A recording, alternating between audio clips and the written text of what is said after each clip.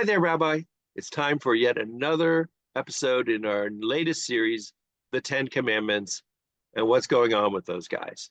Today, we are going to discuss Thou shalt not murder. This is the same weekend that somebody took a shot at a well known presidential candidate and wound up killing an innocent bystander in the process. Where is the wisdom in all this?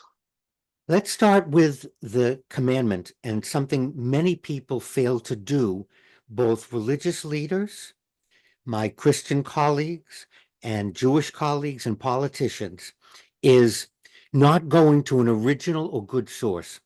The Ten Commandments are in the Bible. They're in the Torah, the first 5 books of the Bible. One can look at the Hebrew, the original. And it says, thou shalt not murder. That's a commandment. And it's a disservice to use a mistranslation and say, thou shalt not kill. Now, how did that happen? Purely by accident.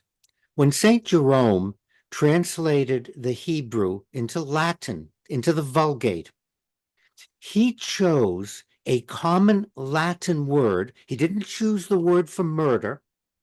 He chose a word that translates as kill, but it was used in the vernacular to mean murder.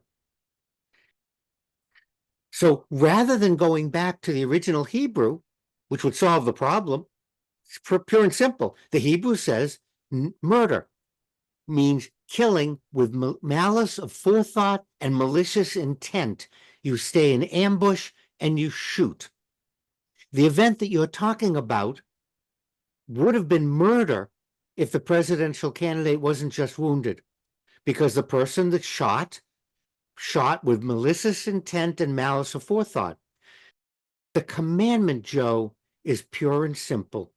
Murder has no place in society because it just fosters more murdering. It fosters violence. And his violating the commandment was the result of his thinking that he had no choice. He was disenfranchised, perhaps. He was angry, perhaps. But more important than that, when he watched the news, when he saw what was going on in our country, he saw that hate and murder was acceptable, and he just jumped on the bandwagon and decided to, and plotted to, with malice of forethought and malicious intent. His goal was to murder a presidential candidate. A real distinction between killing becomes necessary in war, in combat. Our country's invaded. The Ukraine is being invaded by another nation, and they have absolutely the right to kill the enemy that's coming into their country.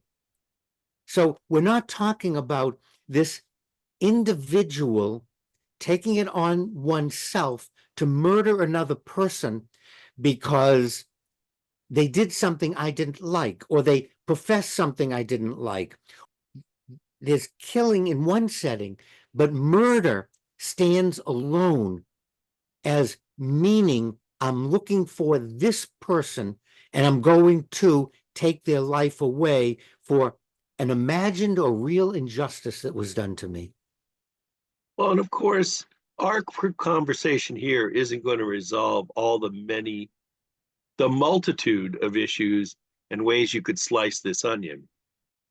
There are whole countries that condone, by their inherent legal system, killing people because of the way they dress or the things that they do, or they ate the wrong thing at the wrong time. And they justify those by their versions of scripture. So it's not as simple as saying you can murder, but you can't kill. What is our line in the sand here? So rather than using a flawed translation or a translation that's an ulterior motive, go back to the original. Should be our starting point.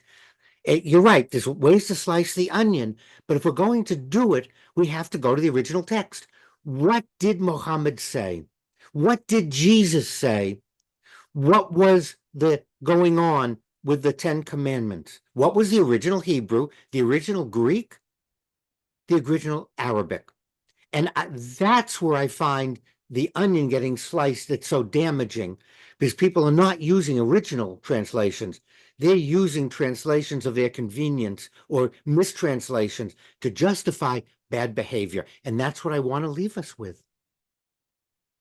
Well, I might say it's not so much translation as interpretation because everybody seems to hear what they want to hear. But thank you as always, Rabbi.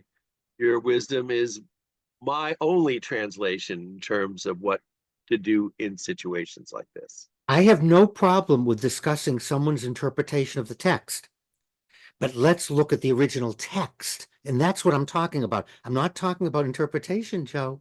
I'm talking about there are different ways to interpret Holy Scripture, but let's start with the actual Scripture.